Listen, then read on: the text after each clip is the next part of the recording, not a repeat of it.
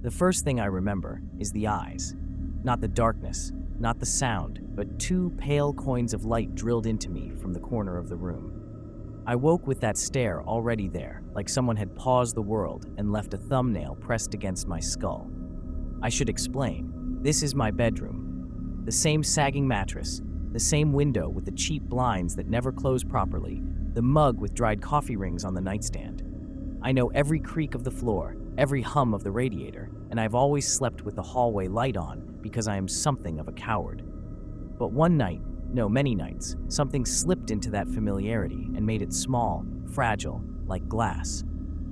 It begins the way nightmares do, a pressure in my chest, like an invisible hand sitting on me, and the breath that wants to leave my lungs but doesn't.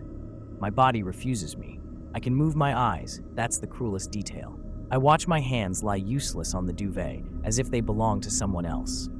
The sounds grow letters, the drip of the sink 2 rooms away, the distant whir of a passing car, the thin, patient ticking of the wall clock. Each sound swells until it is too loud and then recedes, leaving a hollow echo that seems to say my name. At first, I thought it was sleep paralysis.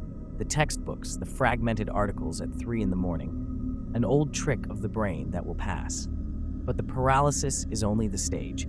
The real play starts when the figure settles into the part of the room the light never reaches. It doesn't walk, it simply is there, a silhouette with the wrong geometry, too tall, shoulders too narrow, head too smooth.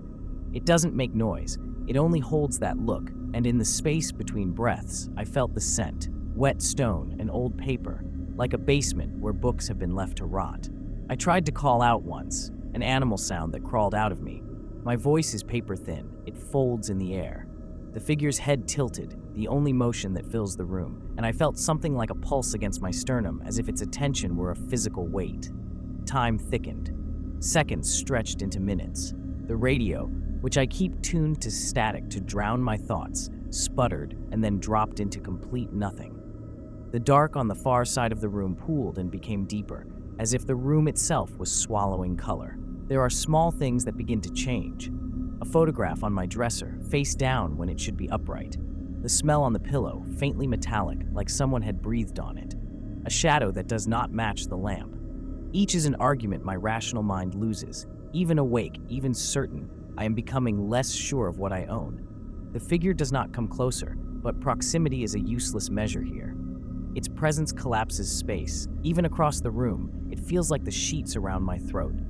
I have learned to count my breath, to count the seconds between its blinks, because those pauses are the only footholds I have. The next nights taught me that fear is a seasoning. Sprinkle enough of it, and even ordinary things taste wrong. The paralysis came quicker, the pressure heavier, as if the room had learned my rhythm and was waiting at the exact moment my defenses thinned. This time, when the figure arrived, it brought an atmosphere of anticipation, the way a thunderhead announces a storm. Slow, inevitable, and impossibly close. I started to notice motion where there should have been none. The curtains trembled, though the window was shut. The ceiling paint seemed to breathe. Once mid-paralysis, the lamp on the far side of the room flared, thin like the afterimage of a camera flash, then died. In that flicker, I saw what I cannot unsee. Reflected in the black glass of my television was not my room but a corridor, long and lined with doors. At the end of that corridor, the figure stood with its hands folded, waiting as if for an appointment. When I could move again, exhausted and raw, I would search for proof. My phone, which I keep within reach, sometimes showed a lock screen photo I don't recognize, a hallway eaten by shadow.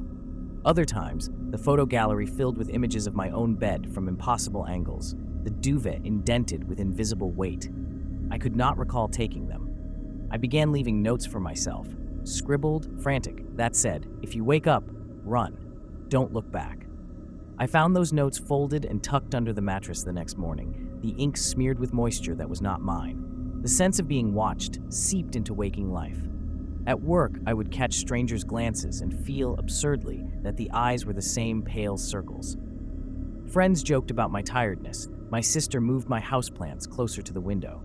Sometimes late, I would check the hallway with the light on and see, in the soft pool beneath the door, a shadow that stretched toward me like a slow, patient hand. I knew it wasn't rational, knew that my mind was making patterns to survive, but knowing did not matter. Each night, the figure's stare rewired something in me. Mornings felt like false alibis. Then came the whispering. At first, I convinced myself it was the building settling, sewage pipes arguing, the city speaking in low gravel. But the sounds repeated in a cadence that matched my breath counting.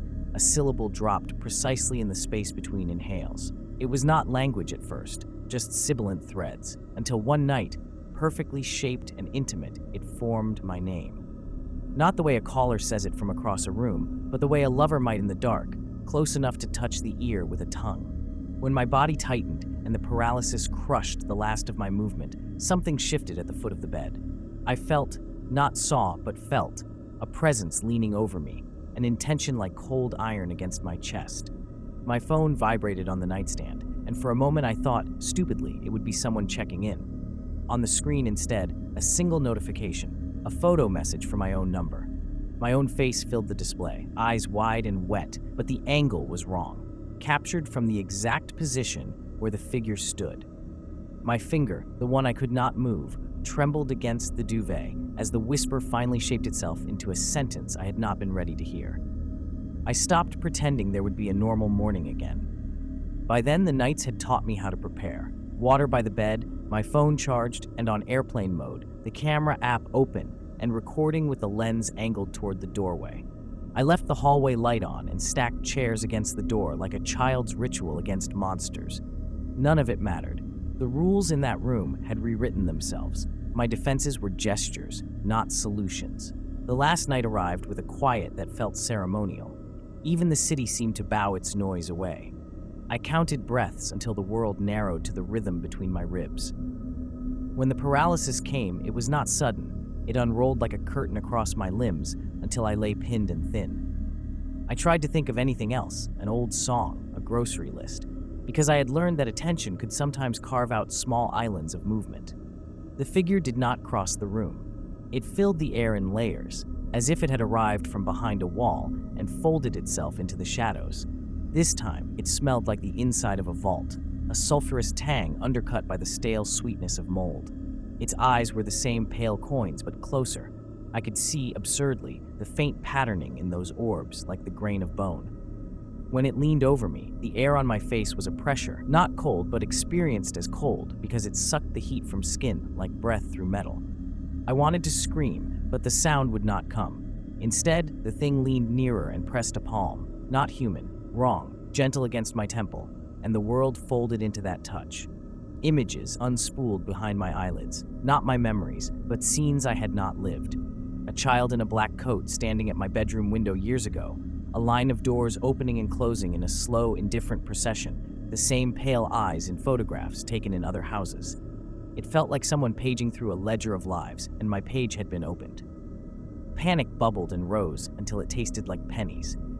I thought, with a clarity that was terror, that it wanted something besides my fear. It wanted to be remembered. Then, in the space where my name once lived, I heard voices, distant, layered like a chorus underwater, repeating phrases I had not heard but somehow understood. Come with us. Come with us. The pressure on my temple hardened to a pinprick, and the light in the corner of the room pooled and reformed into an aperture. For a moment, I felt movement in my limbs, a brittle, unfamiliar ability, as if my body had been loaned to me for a single motion. I turned my head the smallest degree and saw, against the doorway, my own body, pale, eyes glassy, mouth slack, sitting upright and watching me with the same hollow patience that had watched me from the corner. The thing eased away from my head like a curtain drawing closed. Its hand slipped from my temple, and with a tenderness that slashed me, brushed my cheek as if to memorize the shape of me. I tried to hold its gaze, to anchor myself there, but the world dissolved like ink in water. The camera on the nightstand kept recording. The hallway light hummed. The chair under the door creaked and fell. When I woke the next morning, or when something wearing me woke, I was on the floor by the window, the taste of iron in my mouth and the photograph on my dresser face up, a single image of the dark corridor and a figure waiting at the far end. My phone held one new video, 5 minutes of nothing but the ceiling. Then, at the end, a slow pan to the foot of the bed, where, for the briefest fraction of a second, two pale eyes looked back at the lens. It blinked.